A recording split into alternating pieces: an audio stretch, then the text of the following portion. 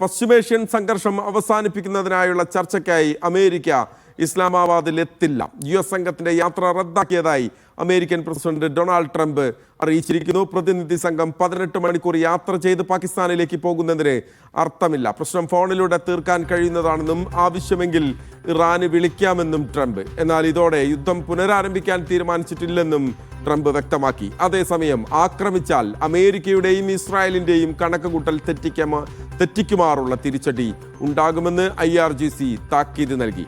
പാക് നേതൃത്വവുമായി ചർച്ചകൾ പൂർത്തീകരിച്ച് ഇറാൻ സംഘം ഇസ്ലാമാബാദിൽ നിന്ന് മടങ്ങി. യുദ്ധം തീർക്കാനുള്ള മികച്ച നിർദ്ദേശങ്ങളാണ് പാകിസ്ഥാൻ വഴി അമേരിക്കയ്ക്ക് കൈമാറിയതെന്ന് ഇറാൻ വിദേശകാര്യമന്ത്രി പറഞ്ഞു. മേഖലയിൽ സമാധാനം ഉറപ്പാക്കാനായി ചർച്ചയ്ക്ക് ശ്രമം തുടരുമെന്ന് പാകിസ്ഥാനും വ്യക്തമാക്കി. MCA നാസർ ചേരുകയാണ് ഏറ്റവും പുതിയ വിവരങ്ങളുമായി. MCA, ഞങ്ങൾ അങ്ങോട്ട് ചർച്ചയ്ക്കില്ല, ഇറാന് വേണമെങ്കിൽ ഇങ്ങോട്ട് വിളിക്കാം, ഫോണിലൂടെ തീർക്കാവുന്ന പ്രശ്നമാണിത്, അതിനുമപ്പുറം ചർച്ചയ്ക്ക് ആവശ്യമുണ്ടെങ്കിൽ ഇറാൻ ഇങ്ങോട്ടേക്ക് വരാം എന്ന് ഡൊണാൾഡ് ട്രംപ് പറയുമ്പോൾ ഈ ചർച്ചയിൽ നിന്ന് ഒഴിഞ്ഞു മാറിപ്പോയതാണോ അതല്ല വളരെ ആത്മാർത്ഥമായി തന്നെ ഈ ചർച്ച പരിഹരിക്കാൻ ഫോണിലൂടെയുള്ള ഒരു 1-2 കോളുകൾ മതി എന്ന് ആത്മാർത്ഥമായി തന്നെ പറഞ്ഞതാണോ? അതിനുമപ്പുറം യുദ്ധത്തിലേക്ക് ഞങ്ങളില്ല എന്നുകൂടി അമേരിക്ക വ്യക്തമാക്കുന്നുണ്ട്. അവിടെ ഒരു സ്പേസ് കൊടുക്കുന്നുണ്ട്. ഈ ചർച്ചയ്ക്കുള്ള ഒരു സ്പേസ് ഡൊണാൾഡ് ട്രംപ് അവിടെ ഇട്ടുവെച്ചിട്ടാണ് സംസാരിക്കുന്നത്. അതോടൊപ്പം തന്നെ അടിച്ചാൽ തിരിച്ചടിക്കാൻ ഞങ്ങൾ തയ്യാറാണെന്ന് ഇറാനും ഇപ്പോഴും പറയുന്നുണ്ട്. അപ്പോൾ ഇന്നിപ്പോൾ നമ്മൾക്ക് വായിച്ചെടുക്കാൻ പറ്റുന്നത് എന്താണ്? എന്തുകൊണ്ടാണ് US സംഘം അങ്ങോട്ടേക്ക് പോകാതിരുന്നത്? MCA മഹേഷ്, ഇറാന്റെ വിദേശകാര്യമന്ത്രി അബ്ബാസ് അറാഗ്ചിയുടെ നേതൃത്വത്തിൽ സംഘം ഇസ്ലാമാബാദിലെത്തുമ്പോൾ അമേരിക്ക വലിയ പ്രതീക്ഷകളുണ്ടായിരുന്നു. കാരണം നേരത്തെ 2ാം വട്ട ചർച്ചയ്ക്ക് വേണ്ടി പല ശ്രമങ്ങൾ പാകിസ്ഥാന്റെ ഭാഗത്തുനിന്ന് നടന്നുവെങ്കിൽ പോലും അതൊക്കെ നിരസിച്ചുകൊണ്ട് ചർച്ചയോടുള്ള അനാഭിമുഖ്യം ഇറാൻ പ്രകടിപ്പിക്കുകയായിരുന്നു. തുടർന്ന് എന്തായാലും ഇസ്ലാമാബാദിലേക്ക് ഇറാൻ സംഘം എത്തുമ്പോൾ അമേരിക്ക പ്രതീക്ഷിച്ചത് തങ്ങൾ മുന്നോട്ട് വെച്ചിരിക്കുന്ന പുതിയ ഉപാധികൾ സംബന്ധിച്ച് കൃത്യമായിട്ടുള്ളൊരു ധാരണയും രേഖാമൂലമുള്ള ഒരു മറുപടിയും ഇറാൻ നൽകുമെന്നായിരുന്നു. അത് തങ്ങൾക്ക് അനുകൂലമായിട്ടുള്ള ഒരുപക്ഷെ യുദ്ധവിരാമത്തിലേക്ക് കാര്യങ്ങൾ നീക്കുമാറുള്ള ഒരു പ്രതികരണം ഇറാന്റെ ഭാഗത്തു നിന്ന് ലഭ്യമാകുമെന്നായിരുന്നു. പക്ഷേ ഈ ഇന്നലെ രാത്രിയും ഇന്ന് പകൽ പൂർണ്ണമായിട്ടും നീണ്ടുനിന്ന ചർച്ചകൾ, ആ ചർച്ചകളിൽ പാകിസ്ഥാനിന്റെ പ്രധാനമന്ത്രി ഷഹബാസ് ഷെരീഫ്, അതോടൊപ്പം തന്നെ പട്ടാള മേധാവി അസീം മുനീർ എന്നിവരുമായിട്ടാണ് ഇറാൻ വിദേശകാര്യമന്ത്രി ചർച്ച നടത്തിയത്. രേഖാമൂലമുള്ള മറുപടിയും പാകിസ്ഥാന് ഇറാൻ കൈമാറിയിട്ടുണ്ട്. പക്ഷേ അതിലൊന്നും പ്രധാനപ്പെട്ട വിഷയങ്ങളിൽ ഒരു അമേരിക്ക കരുതുന്നത് പോലെ ഒരു വിട്ടുവീഴ്ചയോ ഒരു കീഴടങ്ങുന്ന രീതിയോ അല്ല ഇറാൻ സ്വീകരിച്ചിരിക്കുന്നത്. തന്ത്രപ്രധാനമായിട്ടുള്ള വളരെ കൃത്യമായിട്ടുള്ള തങ്ങൾ ഇതുവരെ ഉയർത്തിപ്പിടിച്ച അതേ നിലപാടുകൾ തന്നെയാണ് ഈ പ്രതികരണത്തിലും ഇറാന്റെ ഭാഗത്തു നിന്ന് ആവർത്തിച്ചതെന്നാണ് മാധ്യമ റിപ്പോർട്ടുകൾ വ്യക്തമാക്കുന്നത്. ഏറ്റവും പ്രധാനപ്പെട്ടത് യുറേനിയം സമ്പുഷ്ടീകരണ പ്രക്രിയയാണ്. അത് അനിശ്ചിതമായിട്ട് നീട്ടിവെക്കാൻ സാധ്യമല്ല എന്ന് ഇറാൻ അറിയിച്ചതായിട്ട് റിപ്പോർട്ടുകൾ പുറത്തുവരുന്നു. അതോടൊപ്പം തന്നെ സമ്പുഷ്ടീകരിച്ച 450 കിലോഗ്രാം തൂക്കം വരുന്ന യുറേനിയം അത് അമേരിക്കക്ക് കൈമാറണമെന്ന ആ അഭ്യർത്ഥന പൂർണ്ണമായി തന്നെ ഇറാൻ നിരസിച്ചതായിട്ടുള്ള റിപ്പോർട്ട് വരുന്നു. അതിലേറെ ഹോർമുസിന്റെ നിയന്ത്രണവും പരമാധികാരവും ഇറാനിൽ മാത്രം നിക്ഷിപ്തമായിരിക്കണമെന്ന ആ ഒരു ഉപാധി, ഇറാൻ മുന്നോട്ട് വെച്ച ഉപാധി, അത് തന്നെ ആവർത്തിക്കുകയാണ് ഈ ഇസ്ലാമാബാദ് ചർച്ചയിലും ഇറാൻ നേതൃത്വം ചെയ്തത്. ഈ വിവരം അറിഞ്ഞതിന്റെ കൂടി അടിസ്ഥാനത്തിലാണ്. കാരണം ഏതെങ്കിലും അർത്ഥത്തിലുള്ള ഒരു നീക്കുപോക്കുകൾക്കുള്ള ഒരു സാധ്യത വിരളമാണ് എന്ന് ബോധ്യപ്പെട്ടതിൻ്റെ നിരാശയും അല്ലെങ്കിൽ അതിലുള്ള നീരസം കൂടിയാണ് ട്രംപ് തൻ്റെ സംഘത്തിൻ്റെ ഇസ്ലാമാബാദിലേക്കുള്ള യാത്ര നിർത്തിവെച്ചതായിട്ടുള്ള പ്രഖ്യാപനത്തിലൂടെ തെളിയുന്നത്. പക്ഷേ അതിൻ്റെ അർത്ഥം ഒരു യുദ്ധം പുനരാരംഭിക്കാൻ താൻ ഉദ്ദേശിക്കുന്നില്ല എന്നതിലൂടെ മഹേഷ് സൂചിപ്പിച്ചതുപോലെ ഒരു സ്പേസ് അവിടെ ബാക്കി നിർത്തുകയാണ്. ഇനിയും ചർച്ചകൾക്ക് പ്രത്യേകിച്ച് പാകിസ്ഥാൻ ചില നിർദ്ദേശങ്ങൾ മുന്നോട്ട് വെച്ചിട്ടുണ്ട്. പക്ഷേ അക്കാര്യം ഏതായാലും ഇറാൻ നടത്തിയിരിക്കുന്ന ആശയവിനിമയം അമേരിക്കയെ ഔദ്യോഗികമായി തന്നെ പാകിസ്ഥാൻ നേതൃത്വം അറിയിക്കും. അതേ തുടർന്ന് ഏതെങ്കിലും മേഖലകളിൽ ഇനി 2ാം വട്ട ചർച്ചയ്ക്ക് ഒരു സാധ്യതയുണ്ടെങ്കിൽ അത് പ്രയോജനപ്പെടുത്തുക എന്ന നിലക്ക് മാത്രമാണ് ട്രംപ് ആ ഒരു സാവകാശം നൽകിയിരിക്കുന്നതെന്നാണ് അമേരിക്കൻ മാധ്യമങ്ങൾ വ്യക്തമാക്കുന്നത്. എന്തായാലും പ്രധാന വിഷയങ്ങളിൽ ഇരുകൂട്ടർക്കുമിടയിലുള്ള ആ ഭിന്നത വളരെ ശക്തമായി തന്നെ തുടരുകയാണ്. അതേസമയം ഈ യാത്ര പൂർത്തീകരിച്ച് മടങ്ങിയ ഇറാൻ വിദേശകാര്യമന്ത്രി അബ്ബാസ് അറാഗ്ചി പറയുന്നത് ഈ നയതന്ത്ര പ്രശ്നപരിഹാരത്തിൽ അമേരിക്കയ്ക്ക് ഇപ്പോഴും താല്പര്യമുണ്ട് എന്ന് തങ്ങൾ അത്ര ഗൗരവ ഗൗരവത്തിൽ കാണുന്നില്ല എന്നാണ്. കാരണം ആ അർത്ഥത്തിലുള്ള പ്രതികരണമല്ല അമേരിക്കൻ നേതൃത്വത്തിന്റെ ഭാഗത്തു നിന്ന് ഉണ്ടാകുന്നത് എന്ന ഒരു വിമർശനം കൂടി ഇറാൻ വിദേശകാര്യമന്ത്രി ഉന്നയിച്ചിട്ടുണ്ട്. ഇപ്പൊ അദ്ദേഹം ഒമാനിലാണ് എത്തിയിരിക്കുന്നത്. ഒമാനിൽ നിന്ന് റഷ്യയും അദ്ദേഹം സന്ദർശിക്കുന്നുണ്ട്. ഇനി വീണ്ടും ഇസ്ലാമാബാദിൽ എത്താനുള്ളൊരു സാധ്യത പാകിസ്ഥാൻ നേതൃത്വം, പാകിസ്ഥാൻ മാധ്യമങ്ങൾ വ്യക്തമാക്കുന്നുണ്ട്. പക്ഷെ അത് എത്ര ഉണ്ടാകും എന്ന കാര്യത്തിൽ വ്യക്തതയില്ല. കാരണം പാകിസ്ഥാൻ നടത്തുന്ന വരും ദിവസങ്ങളിലെ ശ്രമങ്ങളെ മാത്രം ആശ്രയിച്ചായിരിക്കും ഇനിയും ഇറാൻ സംഘം ഇസ്ലാമാബാദിൽ എത്തുമോ എന്ന ചോദ്യത്തിനുള്ള ഉത്തരം ലഭ്യമാകുക. പക്ഷേ മഹേഷ്, ഇതിൽ ഇപ്പോൾ ഈ യാത്രയ്ക്ക് അല്ലെങ്കിൽ ഈ സന്ദർശനം പൂർത്തീകരിച്ച ഘട്ടത്തിൽ IRGC തങ്ങളുടെ നിലപാട് വളരെ ശക്തമായി തന്നെ ഉന്നയിച്ചുകൊണ്ടിരിക്കുകയാണ്. പ്രധാനപ്പെട്ട രണ്ട് കാര്യങ്ങളാണ് ഇറാന്റെ വിപ്ലവ സേനയുടെ ഭാഗത്തുനിന്ന് ഉണ്ടായിരിക്കുന്നത്. ഒന്ന്, ഈ നാവിക ഉപരോധം അമേരിക്ക ഏർപ്പെടുത്തിയത് ഇനിയും ഇതേ സ്വഭാവത്തിൽ തുടരുകയാണെങ്കിൽ കനത്ത തിരിച്ചടി തങ്ങൾക്ക് നടത്തേണ്ടി വരുമെന്ന ഒരു മുന്നറിയിപ്പ് നൽകിയിരിക്കുന്നു. കാരണം തങ്ങളുടെ ഒരു കപ്പൽ ഇതിനകം തന്നെ അമേരിക്ക പിടിച്ചെടുത്തിട്ടുണ്ട്. മറ്റ് കപ്പലുകൾ നിരീക്ഷിക്കാനും തടയാനുമുള്ള നീക്കങ്ങൾ കൂടി അമേരിക്കൻ സൈന്യത്തിന്റെ ഭാഗത്തുനിന്ന് ഉണ്ടാവുന്നുണ്ട്. വലിയ തോതിലുള്ള സൈനിക സന്നാഹങ്ങൾ മേഖലയിൽ അമേരിക്ക വിന്യസിച്ചിട്ടുണ്ട്. ഇത്തരമൊരു പശ്ചാത്തലത്തിലാണ് തിരിച്ചടി നൽകുമെന്ന് IRGC പറയുന്നത്. അതോടൊപ്പം തന്നെ തങ്ങൾക്കെതിരായിട്ടുള്ള ഒരു ആക്രമണം അമേരിക്ക പുനരാരംഭിക്കുകയാണെങ്കിൽ അമേരിക്കയുടെയും ഇസ്രായേലിന്റെയും കണക്കുകൂട്ടലുകൾ മറികടന്നുകൊണ്ടുള്ള പ്രത്യാക്രമണം ഉണ്ടാകുമെന്ന് കൂടിയാണ് ഏറ്റവും അവസാനമായിട്ട് IRGC മുന്നറിയിപ്പ് നൽകിയിരിക്കുന്നത്. എന്തായാലും ഒരു സ്പേസ് അവിടെ ഉണ്ട് ചർച്ചയ്ക്കുള്ള. പക്ഷെ അതേസമയം തന്നെ സൈനിക മുന്നൊരുക്കങ്ങൾ രണ്ടു കൂട്ടരും വളരെ ശക്തമായി തന്നെ തുടരുന്ന സംഘർഷം നിറഞ്ഞ അതേ സാഹചര്യം തന്നെയാണുള്ളത്. ഹോർമുസ് കടലിടുക്കിലെ സ്ഥിതിയിലും ഒരു മാറ്റവും ഉണ്ടായിട്ടില്ല.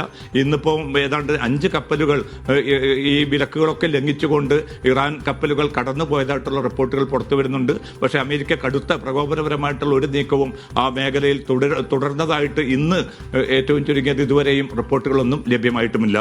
മഹേഷ്, MC, ഇതിലിപ്പോൾ ഒരു മഞ്ഞുരുക്കത്തിന്റെ സാധ്യത നമുക്ക് വായിച്ചെടുക്കാനാകുമോ? കാരണം വെടിനിർത്തൽ അനന്തമായി നീട്ടാൻ തീരുമാനിക്കുന്നു. അതോടൊപ്പം തന്നെ ഇന്നിപ്പോൾ ഹോർമുസിലൂടെ കപ്പലുകൾ, ഇറാന്റെ പതാക വഹിക്കുന്ന കപ്പലുകൾ കടന്നു പോകുന്നു. അതിനെതിരെ അമേരിക്കയുടെ വലിയ നീക്കങ്ങൾ ഉണ്ടായിട്ടില്ല എന്ന് നമുക്ക് ചില റിപ്പോർട്ടുകൾ വരുന്നു. അതേ സമയത്ത് തന്നെ ട്രംപ് പറയുന്നു ഇത് ഫോണിലൂടെ സംസാരിച്ച് തീർക്കാവുന്നതേ ഉള്ളൂ, അങ്ങോട്ടേക്ക് ഇപ്പോൾ 18 മണിക്കൂർ യാത്ര ചെയ്ത് പോകേണ്ട കാര്യമില്ല എന്ന് പറയുന്നു. അതോടൊപ്പം തന്നെയാണ് അമേരിക്ക ഈ തരത്തിൽ അതൊരു യുദ്ധത്തിലേക്ക് ഞങ്ങളില്ല. ഇപ്പോൾ ഇസ്രായേൽ നിരന്തരം അമേരിക്കയെ നിർബന്ധിക്കുന്നുണ്ടല്ലോ, വരൂ നമുക്ക് യുദ്ധം ചെയ്ത് തീർക്കാം എന്ന് പറഞ്ഞ് ഇസ്രായേൽ നിർബന്ധിക്കുന്നുണ്ടല്ലോ. പക്ഷെ അതിന് അമേരിക്ക കഴിഞ്ഞ കുറച്ച് ദിവസങ്ങളായിട്ട് വഴങ്ങുന്നില്ല എന്നുകൂടി നമ്മൾ കാണേണ്ടതുണ്ട്. മഹേഷ്, തീർച്ചയായിട്ടും വലിയ ആഭ്യന്തരമായിട്ടുള്ള സമ്മർദ്ദം അമേരിക്കൻ നേതൃത്വം അനുഭവിക്കുന്നുണ്ട്. കാരണം ഇനിയുള്ള ഒരു യുദ്ധം എന്നത് അമേരിക്ക കരുതുന്നത് പോലെ വളരെ ചുരുങ്ങിയ സമയം കൊണ്ട് പൂർത്തീകരിക്കാവുന്ന ഒന്നായിരിക്കില്ല. കാരണം 3 വിമാനവാഹന കപ്പലുകൾ ഇതിനകം തന്നെ ഈ മേഖലയിൽ അമേരിക്ക വിന്യസിച്ചിട്ടുണ്ട്. നേരത്തെ തന്നെയുള്ള അബ്രഹാം ലിങ്കൺ പടക്കപ്പലൂടെയുണ്ട്. അതിന് പുറമെയാണ് ജെറാൾഡ് R. ഫോൾഡ് എന്ന കപ്പലുണ്ട്. അതിനും പിന്നാലെയാണ് ഇപ്പോൾ USS ജോർജ് ബുഷ് എന്ന പടക്കപ്പൽ കൂടി ഈ മേഖലയിൽ എത്തിയിരിക്കുകയാണ്. അപ്പോൾ അതിലായിട്ട് ഏതാണ്ട് 200-ലധികം പോർ വിമാനങ്ങൾ, അതോടൊപ്പം തന്നെ 10,000-ലധികം സൈനികർ എല്ലാം ഉണ്ട്. പക്ഷേ ഒരു കരയുദ്ധത്തിലേക്ക് നീങ്ങുകയല്ലാതെ അമേരിക്കയ്ക്ക് മുമ്പാകെ മറ്റൊരു മാർഗമില്ല എന്നത് കാര്യം ഉറപ്പാണ്. ആ കരയുദ്ധത്തിലേക്ക് പോവുകയാണെങ്കിൽ ഒരു പക്ഷേ ഇറാനായിരിക്കും അവിടെ ഏറ്റവും കൂടുതൽ മേൽക്കോയ്മ ലഭിക്കുക എന്ന് ഇതുവരെയുള്ള അവരുടെ സൈനിക അനുഭവങ്ങളിലൂടെ അമേരിക്കയ്ക്കും ബോധ്യമുണ്ട്. അതുമാത്രമല്ല, വലിയ തോതിൽ നീണ്ടകാലം ഈ കപ്പലുകളിൽ ഇരുന്ന് പട്ടാളക്കാർക്ക് ഈ ചെറുത്തുനിൽപ്പ് നടത്താനോ ആക്രമണം നടത്താനോ എത്ര കണ്ട് സാധിക്കുമെന്ന ചോദ്യവും ബാക്കി നിൽക്കുന്നുണ്ട്.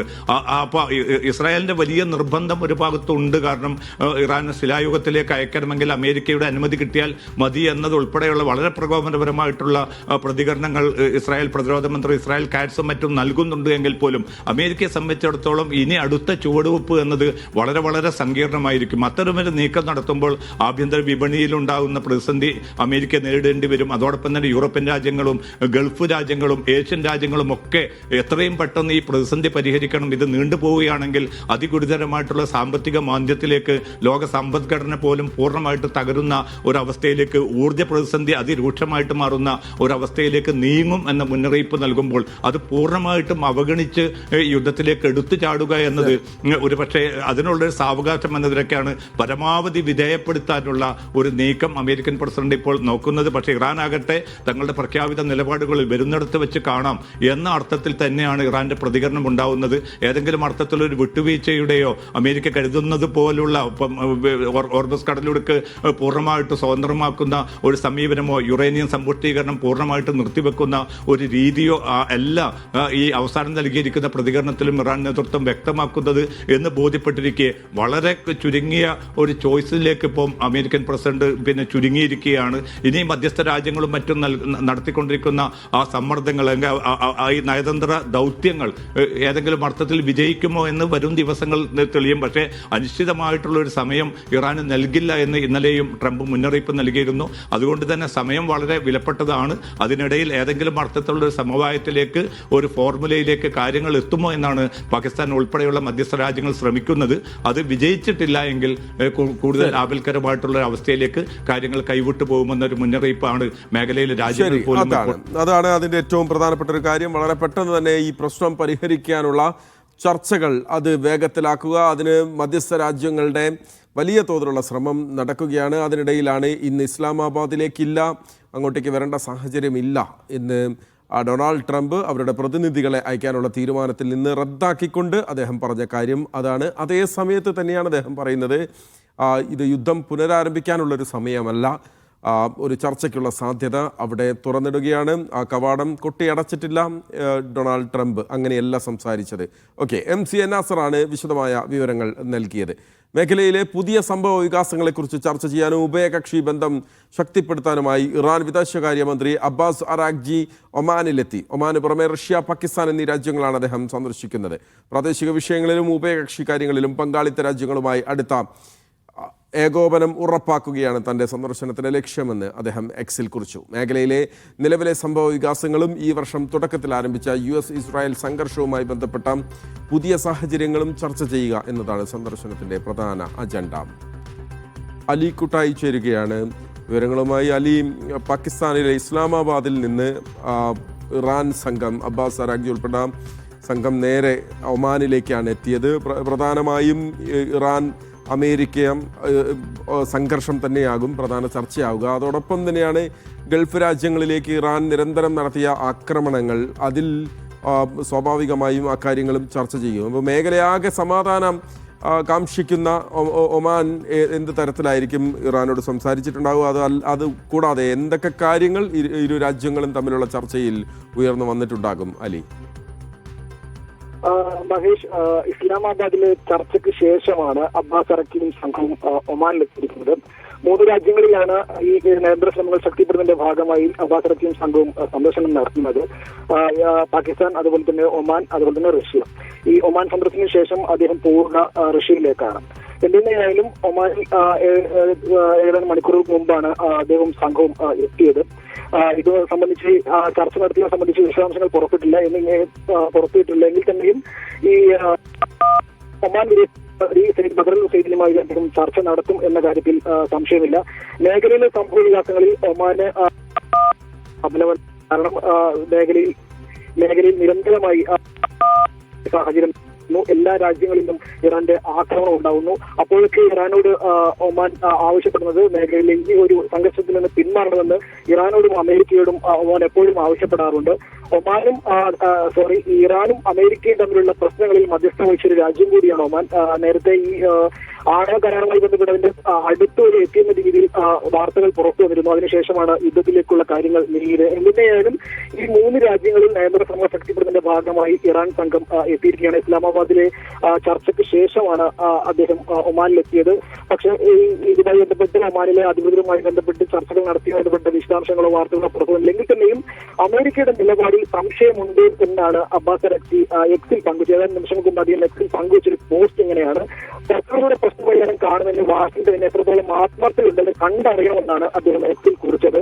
അമേരിക്ക നയതന്ത്ര ശ്രമങ്ങളെ ഗൗരവമായി കാണുന്നതിന്റെ കാര്യത്തിൽ അദ്ദേഹം സംശയം പ്രകടിപ്പിക്കുന്ന കാര്യത്തിലുള്ള ഒരു പോസ്റ്റാണ് അദ്ദേഹം പങ്കുവച്ചത്. കാരണം ഇസ്ലാമാബാദിലേക്കുള്ള ചർച്ചയിൽ നിന്ന് അമേരിക്കൻ സംഘം പിന്മാറിയതാണ് അദ്ദേഹത്തിന് ഇങ്ങനെ ഒരു പോസ്റ്റിടാൻ പ്രേരിപ്പിച്ചത് എന്നാണ് രാഷ്ട്രീയ നിരീക്ഷകർ വിലയിരുത്തുന്നത്.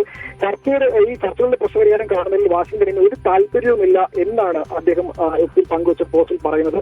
ഈ മേഖലയിലെ സമാധാനം എപ്പോഴും ആവശ്യപ്പെടുന്ന രാജ്യം കൂടിയാണ് ഒമാൻ. അതുകൊണ്ട് തന്നെ ഒമാനുമായി ബന്ധപ്പെട്ടുള്ള ചർച്ചകളിൽ നയതന്ത്ര ശ്രമങ്ങൾ കൂടുതൽ ഊർജിതമാക്കാനാവും എന്ന് തന്നെയാണ് ഇതിനുശേഷം അദ്ദേഹം റഷ്യയിലേക്ക് തിരിക്കും. റഷ്യയിലെ ചർച്ചകളിലും ഈ യുദ്ധവിരാമത്തിലേക്കും കാര്യങ്ങൾ നീങ്ങും എന്ന കാര്യത്തിൽ തന്നെയാണ് ഈ രാഷ്ട്രീയ നിരീക്ഷകർ വിലയിരുത്തുന്നത്. എന്തെങ്ങനെയായാലും യുദ്ധം അവസാനിപ്പിക്കാനുള്ള ശ്രമങ്ങളിൽ ഒമാന്റെ സഹായം തേടുക എന്നതുകൂടിയാണ് ഇറാൻ ലക്ഷ്യമിടുന്നത്. മഹേഷ്.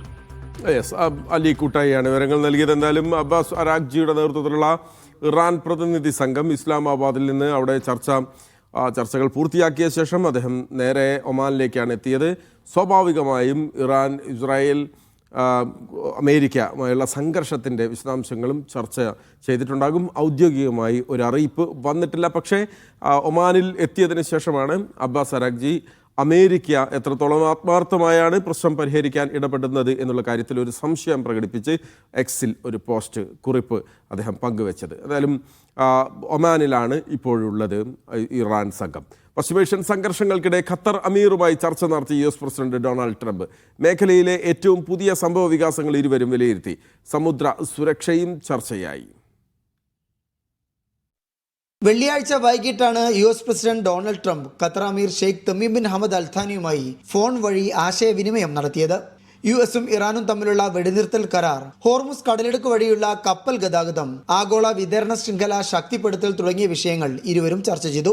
നിലവിലെ വെടിനിർത്തൽ ശാശ്വത സമാധാനത്തിലേക്ക് വഴിയൊരുങ്ങേണ്ടതിന്റെ ആവശ്യകത ഖത്തർ അമീർ US പ്രസിഡന്റിനെ ധരിപ്പിച്ചു. പാകിസ്ഥാനിൽ നടക്കുന്ന മധ്യസ്ഥ ചർച്ചകൾക്ക് തന്റെ രാജ്യത്തിന്റെ പിന്തുണ അമീർ അറിയിച്ചു. ഇക്കാര്യത്തിൽ പ്രാദേശിക അന്താരാഷ്ട്ര പങ്കാളികളുമായി ചേർന്നു പ്രവർത്തിക്കുകയാണ്. പശ്ചിമേഷ്യൻ മേഖലയുടെ സുരക്ഷയ്ക്കും സുസ്ഥിരതയ്ക്കും സമാധാനം പുനഃസ്ഥാപിക്കേണ്ടത് അനിവാര്യമാണെന്നും അമീർ ചൂണ്ടിക്കാട്ടി. പാകിസ്ഥാനിൽ നടക്കുന്ന ചർച്ചകളുടെ ഭാഗമാകാനില്ലെന്ന് നേരത്തെ ഖത്തർ വിദേശകാര്യ മന്ത്രാലയം വ്യക്തമാക്കിയിരുന്നു. എന്നാൽ മധ്യസ്ഥ ശ്രമങ്ങളിൽ പാകിസ്ഥാന് എല്ലാ പിന്തുണയും രാജ്യം വാഗ്ദാനം ചെയ്തിട്ടുണ്ട്. യുദ്ധം ആരംഭിച്ച ശേഷം ഇത് 4ാം തവണയാണ് ഖത്തർ അമീറും US പ്രസിഡന്റും മേഖലയിലെ സംഭവ വികാസങ്ങളിൽ ചർച്ച നടത്തുന്നത്. Media 1 Doha. കുവൈത്ത് അതിർത്തി പോസ്റ്റിൽ നടന്ന ഡ്രോൺ ആക്രമണത്തിൽ ഇറാഖ് അന്വേഷണം ആരംഭിച്ചു. ആക്രമണത്തിന് ഉത്തരവാദികളായവരെ കണ്ടെത്തി നിയമത്തിന് മുന്നിൽ കൊണ്ടുവരാൻ പ്രധാനമന്ത്രി മുഹമ്മദ് ഷിയ അൽ സുധാനിയാണ് ബന്ധപ്പെട്ട അധികാരികൾക്ക് നിർദ്ദേശം നൽകിയത്. കുവൈത്തുമായി ഏകോപനം തുടരുന്നുവെന്നും അതിർത്തി സുരക്ഷ ശക്തമാക്കുന്നതായും അധികൃതർ അറിയിച്ചു. കുവൈത്തിൽ എണ്ണവില ബാരലിന് $2.07 ഉയർന്ന് $107.37 ആയതായി കുവൈത്ത് പെട്രോളിയം കോർപ്പറേഷൻ അറിയിച്ചിരിക്കുന്നു. ആഗോള വിപണിയിൽ ബ്രന്റ് ക്രൂഡ് നേരിയ ഉയർച്ചയോടെ $105 കടന്നു. അതേസമയം US വെസ്റ്റ് ടെക്സസ് ഇന്റർമീഡിയറ്റ് എണ്ണവില ഇടിഞ്ഞിരിക്കുന്നു. ആഗോള വിപണിയിലെ മാറ്റങ്ങളാണ് എണ്ണവിലയിൽ പ്രതിഫലിക്കുന്നതെന്ന് വിലയിരുത്തൽ. മയക്കുമരുന്നുകളും സൈക്കോട്രോപിക് ഉൽപ്പന്നങ്ങളും നിയന്ത്രിക്കുന്നതിനുള്ള ഏകീകൃത നിയമനിർമ്മാണത്തിന് രൂപം നൽകി ഗൾഫ് രാഷ്ട്രങ്ങൾ. ഇത്തരം ഉൽപ്പന്നങ്ങളുടെ ഇറക്കുമതി, കയറ്റുമതി, ഗതാഗതം എന്നിവയ്ക്ക് നിയന്ത്രണങ്ങൾ കർശനമാക്കുന്നതാണ് നിയമം. 6 ആവശ്യങ്ങൾക്ക് മാത്രമായി അനുമതി നിജപ്പെടുത്തി. നിയമലംഘകർക്ക് വധശിക്ഷ വരെ ലഭിക്കും. GCC രാജ്യങ്ങളുടെ മന്ത്രിതല സമിതിയാണ് നിയമത്തിന് അംഗീകാരം നൽകിയത്. 6 ആവശ്യങ്ങൾക്ക് മാത്രമായി അനുമതി പരിമിതപ്പെടുത്തുന്നതാണ് പുതിയ നിയമനിർമ്മാണം. GCC തല മന്ത്രിമാരുടെ സമിതിയാണ് പുതിയ ഏകീകൃത മയക്കുമരുന്ന് കടത്ത്, സൈക്കോട്രോപിക് ഉൽപ്പന്ന നിയന്ത്രണത്തിന് അനുമതി നൽകിയത്. ഗൾഫ് സഹകരണ രാജ്യങ്ങളിൽ മയക്കുമരുന്നുകളും സൈക്കോട്രോപിക് വസ്തുക്കളും നിയന്ത്രിക്കുകയാണ് ലക്ഷ്യം. ഇത്തരം വസ്തുക്കളുടെ ഇറക്കുമതി, കയറ്റുമതി, ഗതാഗതം എന്നിവയ്ക്ക് ഇതുവഴി നിയന്ത്രണങ്ങൾ ഏർപ്പെടുത്തും. ഇവ വ്യാപാരം ചെയ്യുന്നതിനുള്ള ലൈസൻസിങ്ങിനുള്ള നിയന്ത്രണങ്ങളും നിയമവിരുദ്ധമായി വ്യാപാരം ചെയ്യുന്നതിനുള്ള പിഴകളും ശിക്ഷകളും നിയമം വിഭാവനം ചെയ്യുന്നുണ്ട്. അംഗീകൃത സർക്കാർ സ്ഥാപനങ്ങൾ, ശാസ്ത്ര ഗവേഷണ സ്ഥാപനങ്ങൾ, ഇത്തരം ഉൽപ്പന്നങ്ങൾ ആവശ്യമായ രാസ വിശകലന ലബോറട്ടറികൾ, മരുന്ന് നിർമ്മിക്കാൻ ലൈസൻസുള്ള ഫാക്ടറികൾ, ഇത്തരം മരുന്നുകൾ ഉപയോഗിച്ച് ചികിത്സാനുമതിയുള്ള സർക്കാർ ഇതര ആശുപത്രികൾ, ഇത്തരം മരുന്നുകളുടെ വ്യാപാരാനുമതിയുള്ള ഷോപ്പുകൾ, ഫാർമസികൾ, ഫാക്ടറികൾ എന്നിവക്കാണ് മയക്കുമരുന്നുകളും സൈക്കോട്രോപിക് ഉൽപ്പന്നങ്ങളും നിയമവിധേയമായി ഇറക്കുമതി, കയറ്റുമതി ചെയ്യാൻ സാധിക്കുക. നിയമവിധേയമല്ലാത്ത എല്ലാത്തരം ഇടപാടുകളും വധശിക്ഷ വരെ ലഭിക്കാവുന്ന കുറ്റകൃത്യമായി പരിഗണിക്കും. Naushad റിക്കൂർ, media 1, Dammam. കുവൈത്തിലെ മയക്കുമരുന്ന് വേട്ടയിൽ 12 പേർ അറസ്റ്റിൽ. Bangladesh, India, Egypt, Syria, Nepal എന്നിവിടങ്ങളിലെ പൗരന്മാരാണ് പ്രതികൾ. വൻതോതിൽ മയക്കുമരുന്നുകളും സൈക്കോട്രോപിക് വസ്തുക്കളും അധികൃതർ പിടിച്ചെടുത്തു. മെത്താഫെറ്റമിൻ, ഹാഷിഷ്, ഹെറോയിൻ, മരിജുവാന, ലഹരി ഗുളികകളും പ്രതികളിൽ നിന്ന് പിടിച്ചെടുത്തിട്ടുണ്ട്. സൗദിയിലെ വിവിധ പ്രവിശ്യകളിൽ ചൊവ്വാഴ്ച വരെ മഴ തുടരുമെന്ന് മുന്നറിയിപ്പ്. തലസ്ഥാനമായ റിയാദിൽ തിങ്കളാഴ്ച വരെയായിരിക്കും മഴ തുടരുക. കനത്ത മഴയെ തുടർന്ന് വിവിധ പ്രവിശ്യകളിൽ അപകടങ്ങളും റിപ്പോർട്ട് ചെയ്തിട്ടുണ്ട്.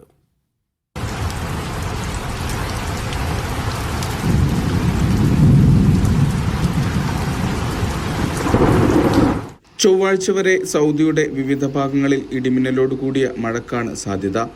ദേശീയ കാലാവസ്ഥാ നിരീക്ഷണ കേന്ദ്രത്തിൻ്റെതാണ് മുന്നറിയിപ്പ്. മിന്നൽ പ്രളയം, ആലിപ്പഴ വർഷം, പൊടിക്കാറ്റ് എന്നിവയ്ക്കും സാധ്യതയുണ്ട്. ദൂരക്കാഴ്ച കുറയാനും ഇടയുണ്ട്. മക്ക പ്രവിശ്യയിലും മഴ തുടരും. ഖസീം, ഹായിൽ, മദീന, വടക്കൻ അതിർത്തികൾ, അൽജൌഫ്, കിഴക്കൻ പ്രവിശ്യ, അൽബഹ, അസീർ, ജീസാൻ, നജ്റാൻ എന്നിവിടങ്ങളിൽ മിതമായതോ കനത്തതോ ആയ മഴ ലഭിക്കും.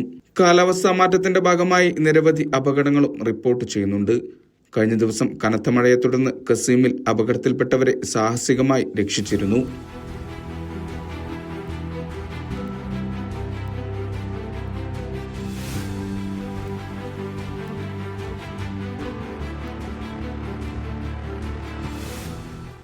തബൂക്ക് പ്രവിശ്യയിലും നേരിയതോ മിതമായതോ ആയ മഴ ലഭിക്കും. റിയാദ് പ്രവിശ്യയിലെ വിവിധയിടങ്ങളിൽ തിങ്കളാഴ്ച വരെ മഴ തുടരും. റിയാദ് സിറ്റി, അൽ ദിലം, മുസാഹ്മിയ, കിദ്ദിയ, ദിരിയ, അൽ ഹാരിഖ്, അൽ കർജ്, ഹൗതാദ്, ബനി തമീം, റൂമ എന്നിവിടങ്ങളിലെല്ലാം മഴ മുന്നറിയിപ്പുണ്ട്. പൊതുജനങ്ങൾ വാദികൾ മുറിച്ചു കടക്കാൻ ശ്രമിക്കരുതെന്നും ശ്രദ്ധയോടെ വാഹനമോടിക്കണമെന്നും മന്ത്രാലയം മുന്നറിയിപ്പ് നൽകി. Vishal Cherpulassery, media 1, Riyadh. Tourism മേഖലയിൽ വൻ മുന്നേറ്റവുമായി ഒമാൻ. ടൂറിസത്തിൽ നിന്നുള്ള ആകെ വരുമാനം 2.284 ബില്യൺ റിയാലായി ഉയർന്നു.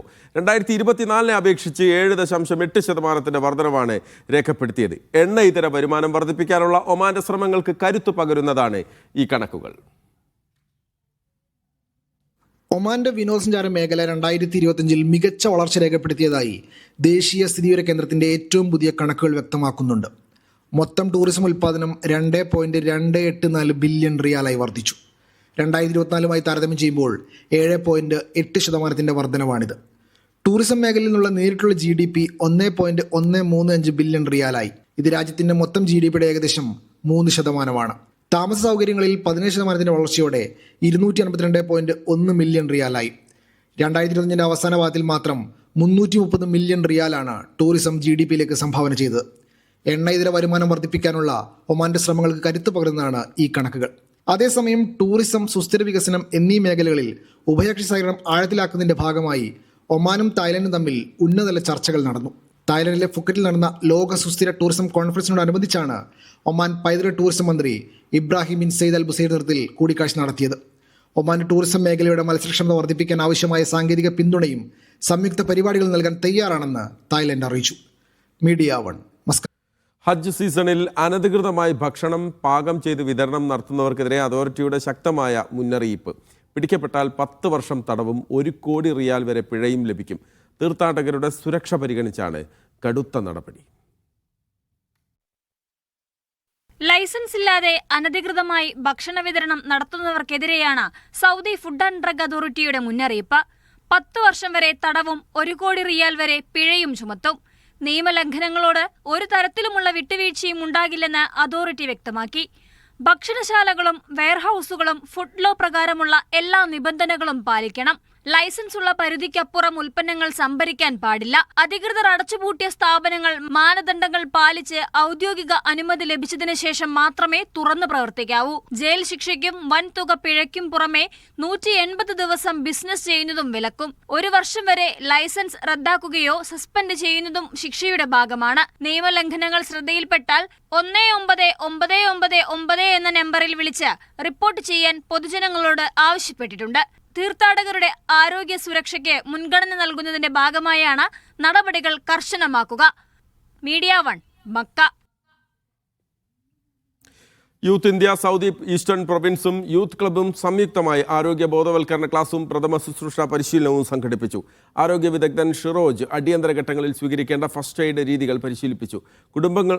കുടുംബങ്ങൾ ഉൾപ്പെടെ നിരവധി പേർ പങ്കെടുത്തു. Youth India eastern province president Aiman Sayyid ഉപഹാരം നൽകി. ത്വയ്ബ്, ഷാക്കിർ, ഇല്യാസ്, ബിനാൻ ബഷീർ എന്നിവർ സംസാരിച്ചു. ജംഷീർ, ഗഫൂർ താണിക്കൽ, നസീഫ്, നാജിഹ് എന്നിവർ പരിപാടിക്ക് നേതൃത്വം നൽകി. കുവൈത്ത് അന്താരാഷ്ട്ര വിമാനത്താവളത്തിലെ ടെർമിനൽ 4 കസ്റ്റംസ് വിഭാഗം ഉദ്ഘാടനത്തിന് മുന്നോടിയായി പരിശോധന ശക്തമാക്കി. Deputy director general Saleh Mohammed Al Omar ക്രമീകരണങ്ങൾ അവലോകനം ചെയ്തു. യാത്രക്കാരുടെ പരിശോധന, കാർഗോ കൈകാര്യം ചെയ്യൽ, ഡിജിറ്റൽ സംവിധാനങ്ങൾ എന്നിവ പരിശോധിച്ചു. സുരക്ഷാ മാനദണ്ഡങ്ങളും കസ്റ്റംസ് നടപടിക്രമങ്ങളും കർശനമായി പാലിക്കുന്നതിന്റെ ഭാഗമായാണ് പരിശോധന. കുവൈത്ത് അന്താരാഷ്ട്ര വിമാനത്താവളത്തിൽ ടെർമിനൽ അടിസ്ഥാനത്തിൽ വിമാന സർവീസുകൾ ഘട്ടം ഘട്ടമായി പുനരാരംഭിക്കുന്നു. ടെർമിനൽ 4, ടെർമിനൽ 5 എന്നിവയിൽ നിന്ന് പരിമിതമായ സർവീസുകൾ നാളെ മുതൽ ആരംഭിക്കും. ടെർമിനൽ 4 നിന്ന് കുവൈത്ത് എയർവേസ് തിരുവനന്തപുരം, കൊച്ചി ഉൾപ്പെടെ 17 ലക്ഷ്യസ്ഥാനങ്ങളിലേക്ക് സർവീസുകൾ നടത്തും. കൊച്ചിയിലേക്ക് ആഴ്ചയിൽ 3 സർവീസുകളും തിരുവനന്തപുരം റൂട്ടിൽ ആഴ്ചയിൽ 2 സർവീസുകളും ക്രമീകരിച്ചിട്ടുണ്ട്. അതേസമയം ടെർമിനൽ 5 നിന്ന് ജസീറ എയർവേസ് 9 ലക്ഷ്യസ്ഥാനങ്ങളിലേക്കാണ് സർവീസുകൾ ആരംഭിക്കുന്നത്. കൊച്ചി റൂട്ടിൽ ജസീറ എയർവേസ് ആഴ്ചയിൽ 3 സർവീസുകൾ നടത്തും. പ്രധാന ടെർമിനലായ T1 ഇപ്പോഴും പ്രവർത്തനം ആരംഭിച്ചിട്ടില്ല. T3 സംബന്ധിച്ചും പ്രഖ്യാപനം ഉണ്ടായിട്ടില്ല. ഏപ്രിൽ 23 മുതൽ വ്യോമപാത തുറന്നിട്ടുണ്ടെങ്കിലും സർവീസുകൾ പൂർണ്ണമായും സാധാരണ നിലയിലായിട്ടില്ല. യാത്രക്കാർ തങ്ങളുടെ വിമാന വിവരങ്ങൾ എയർലൈൻസുമായി സ്ഥിരീകരിക്കണമെന്ന് അധികൃതർ നിർദ്ദേശിച്ചു. റെഗുലേറ്ററി അനുമതികൾ ലഭിക്കുന്നതനുസരിച്ച് കൂടുതൽ സർവീസുകൾ പ്രഖ്യാപിക്കുമെന്ന് വിമാന കമ്പനികൾ അറിയിച്ചു. സലീം കോട്ടയിൽ, മീഡിയ 1, കുവൈറ്റ് സിറ്റി.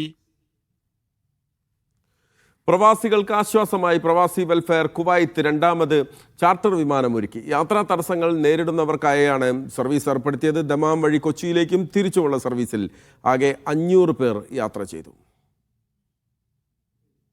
യാത്രാ പ്രതിസന്ധിക്കിടെ പ്രവാസികൾക്ക് ആശ്വാസമായി പ്രവാസി വെൽഫെയർ കുവൈത്ത് ചാർട്ടർ വിമാനം ഒരുക്കി. കുവൈത്ത് എയർവേസ് സഹകരണത്തോടെ അൽഹിൻ ട്രാവൽസുമായി ചേർന്നാണ് വിമാനം സജ്ജമാക്കിയത്. ഒരു ഫുൾ ഫ്ലൈറ്റ് തന്നെ നമ്മൾ 1ാമത്തെ ചാർട്ടർ ഫ്ലൈറ്റ് നമ്മൾ ചെയ്തു. അത് കഴിഞ്ഞപ്പോഴാണ് ആളുകൾക്ക് ചാർട്ടർ ഫ്ലൈറ്റ് എന്ന് പറയുന്ന ആ ഒരു ഓപ്ഷനിലേക്ക് കൂടുതൽ ധൈര്യത്തോടു കൂടി കടന്നു വരാൻ പറ്റിയത്. അത് 1ാമത്തത്. 2ാമത്തത്, വലിയ സംഖ്യ വാങ്ങിച്ചുകൊണ്ടിരുന്ന ചാർട്ടർ ഫ്ലൈറ്റ് ഓപ്പറേഷൻസ് നമ്മളാണ് അതിന്റെ റേറ്റ് കുറെ കൂടി താഴേക്ക് കൊണ്ടുവരാൻ വേണ്ടിയിട്ട് നന്നായ ഒരു ശ്രമം നടത്തിയത്. കൊച്ചിയിലും ദമാമിലും യാത്രക്കാർക്ക് ആവശ്യമായ സ്വീകരണവും സഹായവും ഒരുക്കിയിരുന്നു. അബ്നോർമൽ സിറ്റുവേഷൻ ആണ് നമ്മൾ ഇത്തരം ചാർട്ടർ ഫ്ലൈറ്റുകൾ അറേഞ്ച് ചെയ്തത്. കഴിഞ്ഞ ദിവസം രാത്രി നമുക്കൊരു കോൾ തന്നെയായിരുന്നു. നമ്മളൊരു സഹോദരി വിളിച്ചിട്ട് എന്റെ മദർ നാട്ടിൽ മരണപ്പെട്ടു, എങ്ങനെയും പോകാൻ ഒരു ചാൻസ് ഉണ്ടോ പറഞ്ഞു. അപ്പൊ നമ്മൾ ചാർട്ടർ അറേഞ്ച് ചെയ്യുമ്പോൾ തന്നെ നമ്മൾ എമർജൻസി ആയിട്ട് കുറച്ച് സീറ്റുകൾ റിസർവ് ചെയ്ത് വെക്കും ഇത്തരമുള്ള ആളുകൾക്ക്. അപ്പൊ ഇത്തരമുള്ള ആളുകൾ, അതുപോലെ കല്യാണത്തിന് പോകുന്ന ആളുകൾ, ഇങ്ങനെയുള്ള ആളുകൾക്ക് വേണ്ടിയിട്ടാണ് ഇപ്പൊ നമ്മൾ ഈ ചാർട്ടർ അറേഞ്ച് ചെയ്തിരുന്നത്. കുറഞ്ഞ നിരക്കിൽ യാത്രാ സൗകര്യം ഒരുക്കിയതായും ഭാരവാഹികൾ അറിയിച്ചു. Media 1, Kuwait city. പ്രവാസി വെൽഫെയറിന്റെ ആരോഗ്യ സേവന വിഭാഗമായ Medcare meet your doctor health initiative എന്ന പേരിൽ സൗജന്യ വൈദ്യപരിശോധനാ ക്യാമ്പ് ഒരുക്കുന്നു. മെയ് 1 വെള്ളിയാഴ്ച രാവിലെ 8 മണി മുതൽ 11 മണി വരെ സിഞ്ചിലുള്ള പ്രവാസി സെന്ററിലാണ് പരിപാടി നടക്കുക. വിവിധ സ്പെഷ്യാലിറ്റികളിലായി ബഹ്റൈനിലെ വിദഗ്ധ ഡോക്ടർമാരുടെ സേവനം, ആരോഗ്യ ബോധവൽക്കരണം, കൗൺസിലിംഗ് എന്നിവ പ്രവാസികൾക്കായി ഒരുക്കുമെന്ന് സംഘാടകർ അറിയിച്ചു. ഖത്തറിലെ Indian community benevolent forum ICBF CIGI Qatar ചാപ്റ്ററുമായി സഹകരിച്ച് remote parenting and mental awareness പരിപാടി സംഘടിപ്പിച്ചു. ബർവ അൽ ബറാഹയിൽ നടന്ന പരിപാടിയിൽ നിരവധി തൊഴിലാളികൾ പങ്കെടുത്തു. വിവിധ മേഖലകളിൽ വിദഗ്ധരായ MI ഖലീൽ, മുഹമ്മദ് ജുനൈദ്, അബ്ദുൾ റഷീദ് എന്നിവർ സെഷനുകൾക്ക് നേതൃത്വം നൽകി. Indian embassy first secretary doctor Eesh Singal, ICBF president Shanavas Bava, general secretary Deepak Shetty, Shankar Goud, Jafar Thayyil തുടങ്ങിയവർ സന്നിഹിതരായിരുന്നു. ഹൃദയാഘാതത്തെ തുടർന്ന് സൗദിയിലെ ദമാമിൽ മലയാളി മരിച്ചത് പാലക്കാട് ചിറ്റൂർ സ്വദേശി സുരേന്ദ്രൻ. ദേഹാസ്വസ്ഥം അനുഭവപ്പെട്ടതിനെ തുടർന്ന് മുരുകൻ കുഴഞ്ഞു വീഴുകയായിരുന്നു. 40 വർഷത്തിലേറെയായി ദമാമിൽ വാഹന റിപ്പയറിംഗ് വർക്ക്ഷോപ്പ് നടത്തി വരികയായിരുന്നു. തുടർ നടപടികൾ പൂർത്തിയാക്കി മൃതദേഹം നാട്ടിലേക്ക് കൊണ്ടുപോകും. സൗദി അൽക്കോബാർ തുഗ്ബയിൽ മലയാളി കുഴഞ്ഞു വീണു മരിച്ചു. കൊല്ലം മൈനാഗപ്പള്ളി സ്വദേശി മുഹമ്മദ് കുഞ്ഞാണ് മരിച്ചത്. ബൂഫിയ ജീവനക്കാരായ മുഹമ്മദിന് ജോലിക്കിടെ ദേഹാസ്വസ്ഥം അനുഭവപ്പെടുകയായി കുഴഞ്ഞു വീഴുകയുമായിരുന്നു. KMCC വെൽഫെയർ പ്രവർത്തകരുടെ നേതൃത്വത്തിൽ നിയമ നടപടികൾ പുരോഗമിക്കുകയാണ്. മൃതദേഹം അൽക്കോബാറിൽ മറവ് ചെയ്യും. ദീർഘകാലം സൗദി അറേബ്യയിൽ പ്രവാസിയായിരുന്ന കൊല്ലം മടത്തറ കൊച്ചുകല്ലുങ്ക് സ്വദേശി സിദ്ദിഖ് മരണപ്പെട്ടു. 47 വയസ്സായിരുന്നു. കൊല്ലം മെഡിസിറ്റി ആശുപത്രിയിൽ ഇന്ന് പുലർച്ചെയായിരുന്നു അന്ത്യം. കഴിഞ്ഞ 1 വർഷമായി രോഗബാധിതനായി നാട്ടിൽ ചികിത്സയിലായിരുന്നു. റിയാദ്, അൽ അഹ്സ എന്നിവിടങ്ങളിൽ വർഷങ്ങളോളം ഇലക്ട്രീഷ്യനായി ജോലി ചെയ്തിരുന്നു. ഇദ്ദേഹം പ്രവാസം അവസാനിപ്പിച്ച് നാട്ടിലെത്തിയ ശേഷം സാമൂഹിക പരിസ്ഥിതി മേഖലകളിൽ സജീവ സാന്നിധ്യമായിരുന്നു. മൃതദേഹം കൊച്ചുകല്ലുങ്ക് മുസ്ലിം ജമാഅത്ത് ഖബറിസ്ഥാനിൽ ഖബറടക്കി. കുവൈത്തിൽ 591 പ്രധാന തെരുവുകളുടെ പേരുകൾ മാറ്റുന്നതിന് നടപടി തുടങ്ങി. പേരുകൾ നീക്കം ചെയ്ത് സംഖ്യ ഐഡന്റിഫയർ സംവിധാനം കൊണ്ടുവരാനാണ് തീരുമാനം. മന്ത്രിസഭാ പ്രമേയത്തിന്റെ അടിസ്ഥാനത്തിലാണ് നടപടി നടപ്പാക്കുന്നത്. ചില തെരുവുകളുടെ പേരുകൾ നിലനിർത്തുകയും ചിലത് പുതുക്കി നാമകരണം ചെയ്യുകയും ചെയ്യും. നഗര ആസൂത്രണവും നാവിഗേഷനും മെച്ചപ്പെടുത്തുക എന്നതാണ് ലക്ഷ്യമെന്ന് അധികൃതർ അറിയിച്ചു. ഡോക്ടർ BR അംബേദ്കർ ജന്മദിനത്തോടനുബന്ധിച്ച് പ്രവാസി വെൽഫെയർ സലാലയിൽ ചർച്ചാ സംഗമം സംഘടിപ്പിച്ചു. ഐഡിയൽ ഹാളിൽ സാഹോദര്യ രാഷ്ട്രീയവും സാമൂഹ്യ ജനാധിപത്യവും എന്ന വിഷയത്തിൽ നടന്ന പരിപാടിയിൽ വെൽഫെയർ പാർട്ടി ദേശീയ ഉപാധ്യക്ഷൻ ഹമീദ് വാണിയമ്പലം മുഖ്യാതിഥിയായിരുന്നു. നാടിനെ അസ്ഥിരപ്പെടുത്തിക്കൊണ്ട് വളർന്നു വ്യാപിച്ചുകൊണ്ടിരിക്കുന്ന വെറുപ്പിൻ്റെ രാഷ്ട്രീയത്തിനെതിരെ എല്ലാവരെയും ചേർത്ത് പിടിക്കുന്ന സാഹോദര്യത്തിൻ്റെ രാഷ്ട്രീയത്തെ ഉയർത്തിപ്പിടിക്കണമെന്ന് ഹമീദ് വാണിയമ്പലം പറഞ്ഞു. മതസമൂഹങ്ങളിൽ നിലനിൽക്കുന്ന ജാതി ശ്രേണികൾ സാമൂഹിക സമത്വത്തിന് വിലങ്ങുതടിയാണെന്നും അദ്ദേഹം കൂട്ടിച്ചേർത്തു. സോഷ്യൽ ഡെമോക്രസി ഉണ്ടെങ്കിൽ മാത്രമേ, അതായത് സാമൂഹ്യ ജനാധിപത്യം ഉണ്ടെങ്കിൽ മാത്രമേ, എല്ലാവർക്കും എല്ലായിടത്തും തുല്യമായ അവസരമുണ്ടെങ്കിൽ മാത്രമേ, അത് തുല്യതയുണ്ടെങ്കിൽ മാത്രമേ, നീതി ഉറപ്പാക്കാൻ പറ്റുമെങ്കിൽ മാത്രമേ, സോഷ്യൽ സാമൂഹ്യ ജനാധിപത്യം ഉണ്ടെങ്കിൽ മാത്രമേ പൊളിറ്റിക്കൽ ഡെമോക്രസിക്ക് നിലനിൽപ്പുള്ളൂ. ഇല്ലെങ്കിൽ അതൊരു അധികാരം, ഭരണകൂടം എന്ന് പറയുന്ന ഒരു സാങ്കേതികമായ ഒരു സംവിധാനം മാത്രമാണ്. പ്രസിഡന്റ് അബ്ദുള്ള മുഹമ്മദ് അധ്യക്ഷത വഹിച്ച പരിപാടിയിൽ വഹീദ് മോഡറേറ്ററായിരുന്നു. സിനു കൃഷ്ണൻ, KP കരുണൻ, K ഷൗക്കത്ത് അലി, ഇബ്രാഹിം വളം, സാജിദ ഹഫീസ്, ഷാ കൊട്ടാരക്കര തുടങ്ങിയവർ സംസാരിച്ചു. സജീബ് ജലാൽ, രവീന്ദ്ര നെയ്യാറ്റിങ്കര, തസ്രീന ഗഫൂർ, സബീർ പിട്ടി എന്നിവർ നേതൃത്വം നൽകി. Media 1 Salalah. Kuwait saint Thomas പഴയ പള്ളി ഓർത്തഡോക്സ് യുവജന പ്രസ്ഥാനത്തിന്റെ 2026-27 പ്രവർത്തന വർഷം ഉദ്ഘാടനം ചെയ്തു. മംഗഫ് ബദേൽ ചാപ്പലിൽ നടന്ന പരിപാടിയിൽ മെമ്പർഷിപ്പ് വിതരണവും നടത്തി. പ്രസിഡന്റ് ഫാദർ എബ്രഹാം PJയുടെ അധ്യക്ഷതയിൽ ഫാദർ അജു K വർഗീസ് ഉദ്ഘാടനം നിർവഹിച്ചു. ഫാദർ ജോമോൻ ചെറിയാൻ, ബാബു കോശി, ബിജോ ഡാനിയൽ, ജോമോൻ കോട്ടവിള എന്നിവർ സന്നിഹിതരായിരുന്നു. സഭാ യുവജന സംഘടനാ നേതാക്കൾ ആശംസകൾ അറിയിച്ചു. പുതിയ ഭാരവാഹികളും പ്രവർത്തകരും ചടങ്ങിൽ പങ്കെടുത്തു. ഡ്രൈവർമാർക്കെതിരെ ബഹ്റൈൻ ട്രാഫിക് പോലീസ് കർശന നടപടി സ്വീകരിച്ചു. വാഹനങ്ങളിൽ നിന്ന് വലിയ ശബ്ദം പുറപ്പെടുവിച്ച് പൗരന്മാരിലും താമസക്കാരിലും ഭീതി ഉണ്ടാക്കിയതിനാണ് വാഹനങ്ങൾ 60 ദിവസത്തേക്ക് പിടിച്ചെടുത്തത്. പോലീസ് കസ്റ്റഡിയിൽ എടുക്കുകയും ചെയ്തു. രാത്രികാലങ്ങളിൽ ജനവാസ മേഖലകളിലും വലിയ ശബ്ദമുണ്ടാക്കി വാഹനങ്ങൾ ഓടിക്കുന്നത് തടയാൻ പരിശോധനകൾ ശക്തമാക്കുമെന്നും അധികൃതർ അറിയിച്ചു. കുവൈത്തിന്റെ വടക്കൻ അതിർത്തി ലക്ഷ്യമിട്ട് ഇറാഖിൽ നിന്നുണ്ടായ ഡ്രോൺ ആക്രമണത്തെ അപലപിച്ച് ഖത്തർ. നടപടി അന്താരാഷ്ട്ര നിയമങ്ങളുടെ നഗ്നമായ ലംഘനവും കുവൈത്തിന്റെ പരമാധികാരത്തിന് മേലുള്ള കടന്നുകയറ്റവുമാണ്. ഇത്തരം ആക്രമണങ്ങൾ ഉണ്ടാകാതിരിക്കാൻ ഇറാഖ് ഭരണകൂടം ഉത്തരവാദിത്തം കാണിക്കണമെന്നും ഖത്തർ വിദേശകാര്യ മന്ത്രാലയം ആവശ്യപ്പെട്ടു. ഖത്തർ രാജ്യത്തിന്റെ സുരക്ഷയും പരമാധികാരവും സംരക്ഷിക്കാൻ കുവൈത്ത് കൈക്കൊള്ളുന്ന എല്ലാ നടപടികൾക്കും ഖത്തർ ഐക്യദാർഢ്യം അറിയിച്ചു. സംഭവത്തിൽ ഗൾഫ് സഹകരണ കൗൺസിലും പ്രതിഷേധം അറിയിച്ചിട്ടുണ്ട്.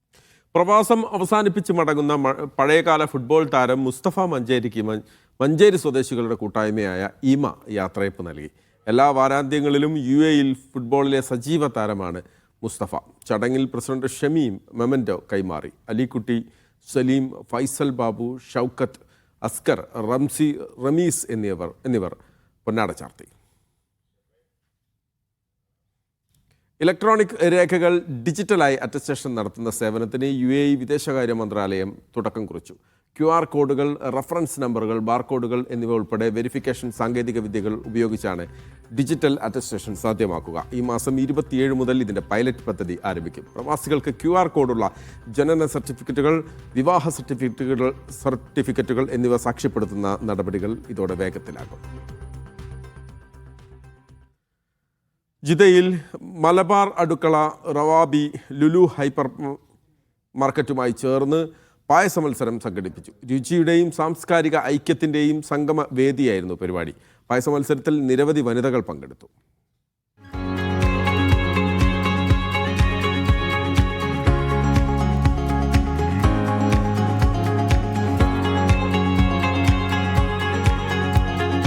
അപൂർവയിനം പായസങ്ങൾ അണിനിരന്നതായിരുന്നു പായസ മത്സരം. പാൽപായസം, ശർക്കര പായസം, നെയ്പായസം തുടങ്ങി വ്യത്യസ്ത പായസങ്ങളാണ് വിളമ്പിയത്. റവാബി ലുലു ഹൈപ്പർ മാർക്കറ്റുമായി സഹകരിച്ച് മലബാർ അടുക്കളയാണ് സംഘാടകർ. എല്ലാവരും നല്ല അടിപൊളിയായിട്ട് പായസം കൊണ്ടുവന്നു. നല്ല ടേസ്റ്റ് ഉണ്ടായിരുന്നു പായസം. Prize table number 5 Athira. മത്സരത്തിൽ ആതിര, ഷക്കീല മൻസൂർ, ബൻസീര എന്നിവർ 1, 2, 3 സ്ഥാനം നേടി. വിജയികളെ ചടങ്ങിൽ ആദരിച്ചു. വിവിധ കലാപരിപാടികൾ ചടങ്ങിന്റെ ഭാഗമായി അരങ്ങേറി. ചീഫ് കോർഡിനേറ്റർ കുബ്ര ലത്തീഫ് പരിപാടി ഉദ്ഘാടനം ചെയ്തു. ആയിഷ ഷമീസ് അവതാരികയായിരുന്നു. മലബാർ അടുക്കള ജിദ്ദ എക്സിക്യൂട്ടീവ് അംഗങ്ങൾ നേതൃത്വം നൽകി. സാമൂഹിക സാംസ്കാരിക രംഗത്തെ പ്രമുഖരും പരിപാടിയിൽ സംബന്ധിച്ചു. Media 1 Jeddah. ക്രിപ്റ്റോ കറൻസികളുടെ ഉപയോഗം ഒമാനിൽ നിയമാനുസൃതമല്ലെന്ന് central bank of Oman. Crypto കറൻസികൾക്ക് ബാങ്ക് ഗ്യാരണ്ടി നൽകുന്നില്ലെന്നും ഒമാൻ സാമ്പത്തിക വ്യവസ്ഥയിൽ നിയമപരമായ ഒരു സ്ഥാനവുമില്ലെന്നും CBO പ്രസ്താവനയിൽ അറിയിച്ചു. ഇവ ഒമാനിൽ നിയമപരമായി അംഗീകരിക്കപ്പെട്ടിട്ടില്ലെന്ന് പൊതുമുന്നറിയിപ്പിൽ ബാങ്ക് വ്യക്തമാക്കി. സമൂഹ മാധ്യമങ്ങളിൽ ഇത് സംബന്ധിച്ച റിപ്പോർട്ടുകൾ പ്രചരിച്ചതിനെ തുടർന്നാണ് CBO പ്രസ്താവന ഇറക്കിയത്. രാജ്യത്തെ സാമ്പത്തിക പ്രവർത്തനങ്ങൾ നിയന്ത്രിക്കുന്ന ബാങ്കിംഗ് നിയമത്തിലെ വ്യവസ്ഥകൾക്ക് അനുസൃതമായാണ് ഈ നിലപാടെന്നും ബാങ്ക് വ്യക്തമാക്കി. തൃശൂർ അസോസിയേഷൻ മസ്കത്തിന്റെ പ്രഥമ സെവൻസ് ഫുട്ബോൾ ടൂർണമെന്റായ ടാം ചാമ്പ്യൻസ് കപ്പിൽ കുമിൻ മഞ്ഞപ്പട FCക്ക് കിരീടം. ടോപ്പ് 10 ബർക്ക FC ഫസ്റ്റ് റണ്ണറപ്പായി. സൈൻടെക് നേതാജി FCയാണ് സെക്കൻഡ് റണ്ണറപ്പ്. ജയശങ്കർ പാലിശ്ശേരിയുടെ അധ്യക്ഷതയിൽ ചേർന്ന ഉദ്ഘാടന ചടങ്ങ് ബദറുദ്ദീൻ അന്തിക്കാട് ഉദ്ഘാടനം ചെയ്തു. ഒമാനിലെ അയൺമേൻ 2026 വിജയകരമായി പൂർത്തിയാക്കിയ Aida Rose Deepu kick off നിർവഹിച്ചു. സമാനദാന ചടങ്ങിൽ ബാഡ്മിൻ്റൺ താരം സന്തോഷ് മുഖ്യാതിഥിയായി. ജയശങ്കർ പാലിശ്ശേരി, സന്തോഷ് അജ്മൽ എന്നിവർ വിജയികൾക്കുള്ള ട്രോഫികൾ കൈമാറി. ഒമാനിലെ ദാഖിലിയ ഗവർണറേറ്റിലെ നിസ്വ പബ്ലിക് പാർക്ക് പരീക്ഷണാടിസ്ഥാനത്തിൽ തുറന്നു നൽകി. ഔദ്യോഗിക ഉദ്ഘാടനത്തിന് മുൻപ് സൗകര്യങ്ങളുടെയും സേവനങ്ങളുടെയും കാര്യക്ഷമത വിലയിരുത്തുകയും അഭിപ്രായങ്ങൾ ശേഖരിച്ച് പ്രവർത്തനങ്ങൾ മെച്ചപ്പെടുത്തുകയും ചെയ്യുന്നതിനായി ട്രയൽ റൺ ഓപ്പണിംഗ് നടത്തിയത്. പ്രദേശവാസികൾക്കും വിനോദസഞ്ചാരികൾക്കും ഒരുപോലെ പ്രയോജനപ്പെടുന്ന രീതിയിൽ 1.5 ലക്ഷം ചതുരശ്ര മീറ്റർ വിസ്തൃതിയിലാണ് പദ്ധതി ഒരുങ്ങുന്നത്. കുട്ടികൾക്കുള്ള കളിസ്ഥലങ്ങൾ, ഫിറ്റ്നസ് സോണുകൾ, ഇൻഡോർ ഗെയിമിംഗ് ഹാൾ എന്നിവ പാർക്കിന്റെ ഭാഗമാണ്. വിനോദത്തിന് പുറമെ ഒരു പബ്ലിക് ലൈബ്രറിയും മെഡിക്കൽ എഡ്യൂക്കേഷൻ ഗാർഡനും ഒരുക്കി. വിവിധ രാജ്യങ്ങളിലെ വേറിട്ട രുചി വൈവിധ്യങ്ങൾ ഒരുക്കുന്ന ലുലു വേൾഡ് ഫുഡ് ഫെസ്റ്റിവലിന്റെ ഉദ്ഘാടനം നടൻ ധ്യാൻ ശ്രീനിവാസൻ റിയാദിൽ നിർവഹിച്ചു. ചടങ്ങിന്റെ ഭാഗമായി വിവിധ ആഘോഷ പരിപാടികളും സംഘടിപ്പിച്ചിരുന്നു. അടുത്ത മാസം 5 വരെ ഫെസ്റ്റിവൽ തുടരും. രുചി വൈവിധ്യങ്ങൾക്ക് പുറമെ വ്യത്യസ്ത ഓഫറുകളും ഫെസ്റ്റിന്റെ ഭാഗമായി ലഭ്യമാക്കിയിട്ടുണ്ട്. ഫ്ലാഷ് മോബും ചെണ്ടമേളവും സാംസ്കാരിക നൃത്ത പരിപാടികളുമായി ആഘോഷമാക്കിയ വേദിയിലേക്കാണ് മലയാളികളുടെ ഇഷ്ടതാരം ധ്യാൻ ശ്രീനിവാസൻ കടന്നു വന്നത്. റിയാദ് മുറബയിലെ അവന്യൂ മാളിലായിരുന്നു വിവിധ രാജ്യങ്ങളിലെ വേറിട്ട രുചി വൈവിധ്യങ്ങൾ ഒരുക്കുന്ന ലുലു വേൾഡ് ഫുഡ് ഫെസ്റ്റിവലിന്റെ ഉദ്ഘാടനം. ഭീമൻ കേക്ക് മുറിച്ചായിരുന്നു ധ്യാൻ ചടങ്ങ് ഔദ്യോഗികമായി ഉദ്ഘാടനം ചെയ്തത്. Lulu hypermarket Saudi director Muhammad Haris അടക്കമുള്ളവർ ചടങ്ങിന്റെ ഭാഗമായി. ചടങ്ങിൽ ഫെസ്റ്റിലെ ബിരിയാണി ചലഞ്ചിൽ വിജയികളായവർക്ക് സമ്മാനങ്ങളും നൽകി.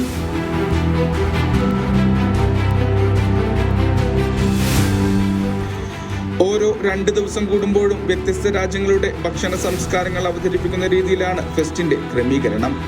Taste of Saudi, taste of India, taste of Arabia, taste of Asia, taste of Italy, taste of continental, healthy bites എന്നിങ്ങനെയാണിത്. ഫെസ്റ്റിലെത്താതെ തന്നെ കൊതിയൂറും രുചികൾ പരിചയപ്പെടാൻ ലുലു മിനിറ്റ്സിൽ ഓൺലൈൻ ഡെലിവറിയും ഭക്ഷണപ്രേമികൾക്കായി ഒരുക്കിയിട്ടുണ്ട്.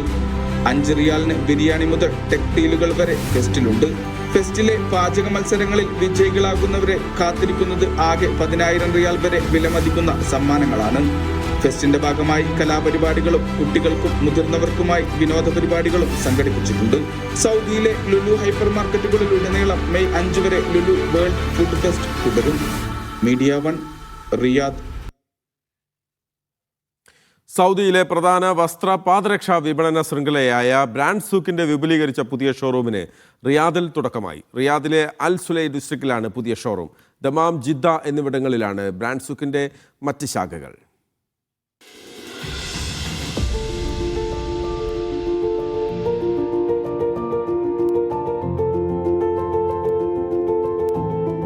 ഫാഷൻ പ്രേമികളുടെ ഇഷ്ട ബ്രാൻഡായ ബ്രാൻഡ് സൂക്കിന്റെ വിപുലീകരിച്ച പുതിയ ഷോറൂമിനാണ് റിയാദിൽ തുടക്കമായത്. റിയാദിലെ അൽ സുലൈ ഡിസ്ട്രിക്റ്റിലാണ് ഷോറൂം. നിലവിലുള്ള ഷോറൂം വികസന പ്രവർത്തനങ്ങളുടെ ഭാഗമായി വിപുലീകരിച്ചിരിക്കുകയാണ് ഇപ്പോൾ. ലോകോത്തര ബ്രാൻഡുകളിലുള്ള ഷൂസുകൾ, ചെരുപ്പുകൾ, വസ്ത്രങ്ങൾ, പെർഫ്യൂം, ബാഗുകൾ തുടങ്ങിയവയുടെ വിപുലമായ ശേഖരമാണ് ഒരുക്കിയിട്ടുള്ളത്. പുതിയ ഷോറൂമിന്റെ ഉദ്ഘാടനം ഗ്രൂപ്പ് പ്രതിനിധികൾ നിർവഹിച്ചു.